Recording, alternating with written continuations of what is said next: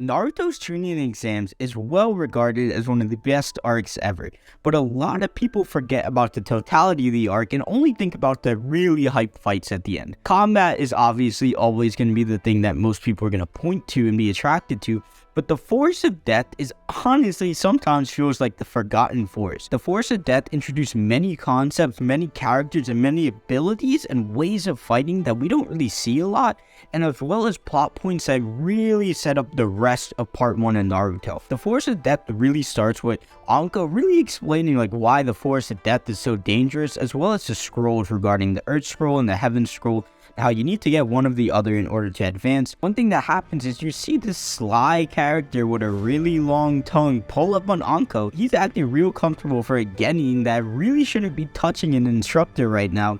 And it's something that you're like, okay, that is definitely going to be relevant later. And as soon as it starts, you get to see that someone tries to fool Naruto, Sasuke, and Sakura with the transformation jutsu. And you really understand that, this is really a sly thing. There's many ways to go about this. You can go brute force, you can try and steal, or you can try and be sly about this and steal someone's scroll. Immediately you realize that tactics are a lot more important in this story, and particularly this arc, than other arcs as well as other shonen. That the characters were really gonna have to use their brains, and not really something we had really seen. We saw it earlier with the exam, but we're seeing now that it's gonna be expanded on throughout the entire series. After they handle that situation, as I was saying earlier, with that sly figure with the long tongue, he obviously pulls up on him. We know it's Orochimaru.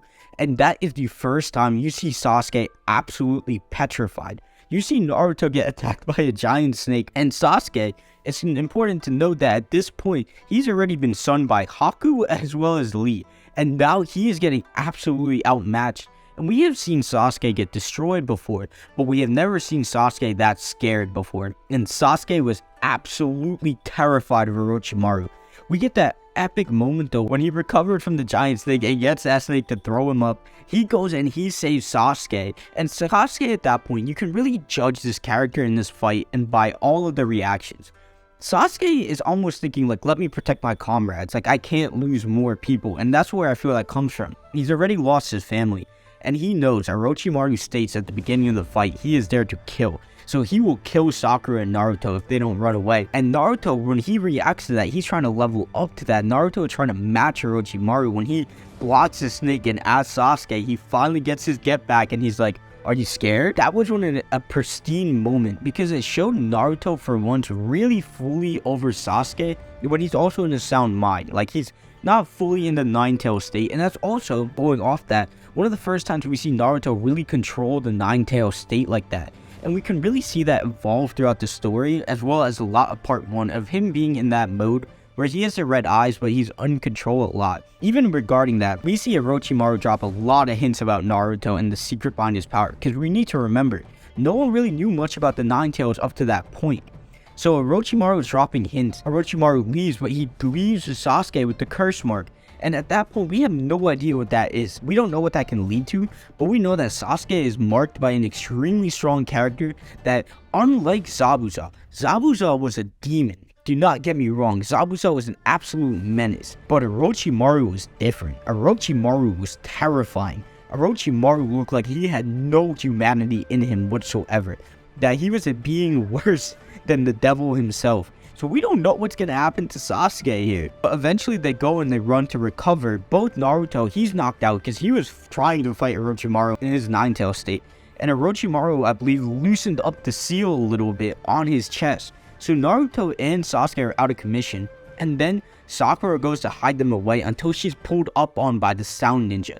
Now, at this moment, we can see that Sakura, she knows what she has to do. Whether the fact that she's terrified enough, she has to stand up for Naruto and Sasuke. Of course, she gets saved by Lee. And remember what I was saying, Lee had just sunned Sasuke. Earlier, just a few chapters before, we see Lee versus Sound Ninja, and Lee is holding his own somewhat, but at the same time he's losing. It's 1 versus 3, as well he's protecting essentially 3 hostages, because Sakura is still useless. So Lee is trying his best, and we can really see the character behind Lee and what really motivates him, and the fact that he will protect them even though he has just met them. And it was a real trait that makes people resonate with Lee. Despite the fact that we learn all the stuff later on, you know that Lee, at the end of the day, he's a really good guy, and he's going to do what he wants to, and he's going to do the right thing, despite the fact that he's helping people that essentially, if he stops Sakura there, it's going to be easier for him later on. Of course, Lee ends up getting beat up a little bit, and then we see Inoshika, and I don't think we'd ever really been introduced to these characters before, and we get to see them fight. We get to see their abilities, their character nature. Shikamaru's chill. Choji, he ain't messing with nobody calling him fat, and Ino and Sakura have a little bit of beef. We see them all use their abilities, and they're honestly extremely interesting. You're excited for the future of Naruto when you see all these characters and like, yeah, nah, these guys are cool, and you can obviously tell that they're going to stick around. We get an epic Sakura moment, one of few in the story, when she cuts her hair during the fight, and we get a whole flashback with her and Ino, and we really understand that her cutting her hair is a lot bigger of a deal than you may think. She keeps her hair long because of course she's under the impression that Sasuke likes girls with long hair, as stupid as it is, but of course by cutting it, it's showing that she's putting things above just Sasuke, and she wants to be her own person too. She doesn't want her whole personality to just be running after Sasuke. Of course, we all know that her whole personality is running after Sasuke, but it set that up, which was pretty cool. We get one of the coldest and darkest moments in the entirety of part 1 of Naruto. Sasuke wakes up and he has the entire curse mark wrapping around his body, and all he says is, "Sakura, point to the one that did this to you."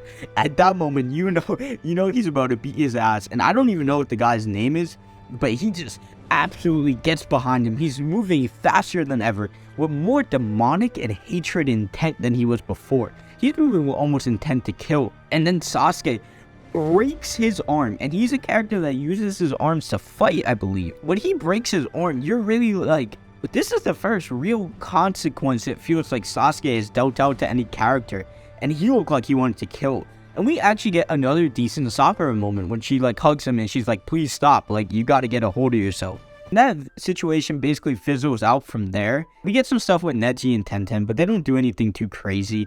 They look like characters that you can see don't really have as crazy morals as Lee does, which makes it a cool little dynamic between him and the rest of his cell.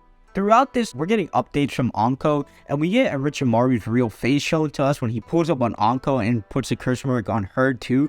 And we really see at that point, like, okay, Orochimaru, one, he absolutely destroyed Sasuke, which, honestly, not anything too crazy. We had seen characters beat him up to that point.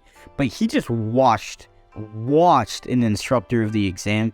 And we know from the way Anko was acting, and we know that he trained her. We know that he was a member of the village at one point. We also know that he is deadly. So that confirms our suspicions. Like, we already know at that point he's deadly, but just seeing it in action with someone who's of a higher caliber really sets it into perspective more. We get the update that Gaara and his cell are through. They reveal it in an interesting way where then you get a flashback to see. Part of the flashback is Gaara, Kankuro, and Temari get pulled up on, and someone's trying to steal their scroll.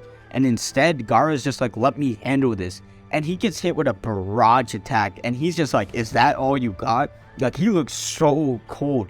And at that point, we know Gaara is a cool character. But what he does next shows that he is more than cold. And we have another devilish character in the story. But Gaara seems crazy because he kills them and says that their blood does not satisfy him. Not only is that an insane line, but it's also like, at that point, you realize he is not just evil. He is crazy. He has intentions that we're going to learn the hard way what they really are. They had Hinata, Kiba, and Shino kind of reacting to the whole fight, and they're pretty terrified too, which obviously later on we learn that's a really cool dynamic of having Hinata and Gaara in a similar location.